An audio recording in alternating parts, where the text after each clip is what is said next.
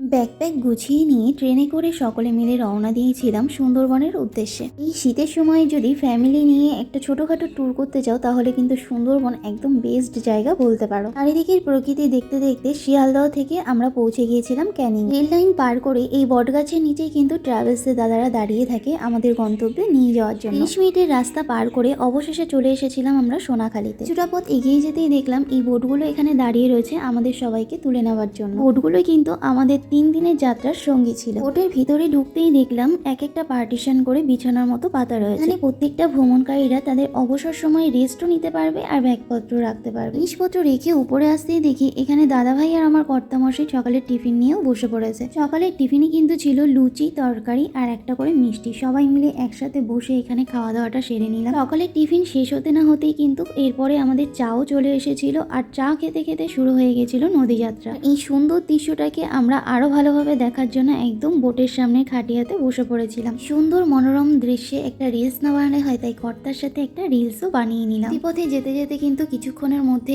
আমাদের আবারও একটা টিফিন চলে এসেছিল, যেটা ছিল চিংড়ি পকোড়া। অসাধারণ দুর্দান্ত খেতেও হয়েছিল। এখানে আসলে কিন্তু তোমাদের আর বাইরের কিছু কিনে খেতে হবে না, একটার পর একটা খাওয়া দাওয়া লেগেই থাকে। এরপর কিন্তু এই সাইট সিন হামিলটন বাংলো আর বেকন বাংলো দেখার জন্য আমরা চলে গিয়েছিলাম। সুন্দর দুটো জায়গা ঘুরে এসে আমরা দুপুরের খাওয়া দাওয়া সেরেছিলাম চিংড়ির মালাইকারি আর কাতলা মাছ দিয়ে। এছাড়াও অনেক ধরনের আইটেম ছিল, তবে নদীর ফ্রেশ মাছটাই ছিল সবচেয়ে মূল আকর্ষণ। আবারও সবাই একসাথে দুপুরের খাওয়া দাওয়া সেরে দুই যা মিলে বসে পড়েছিলাম একটু বাইরের দৃশ্য দেখতে। এরপর যখন আমরা রেস্ট নিতে বোটের নিচে এসেছি তখনই কিন্তু ওরা আবার ফল নিয়ে এসেছে। ফলগুলো বেশ ফ্রেশ ছিল। এরপর কিন্তু আমরা চলে এসেছিলাম হোটেল রুমে আসতেই ওরা কিন্তু আবার সন্ধ্যার স্ন্যাক্স এসে আমাদের চাউমিন দিয়ে গিয়েছিল। যেটা আমি তোমাদের আগে বলেছিলাম যে তোমাদের বাইরে থেকে কিছুই কিনে খেতে হবে না, এক একটা সময় ওরা কিন্তু এক একটা আইটেম নিয়ে এসে হাজির হয়। সুন্দরবনে এটা ছিল আমাদের প্রথম দিন, আর প্রথম দিনের রাত্রে ডিনারটা আমরা সেরেছিলাম কিন্তু মটন কষা দিয়ে। ভিডিওটা ভালো লাগলে একটা লাইক দিও।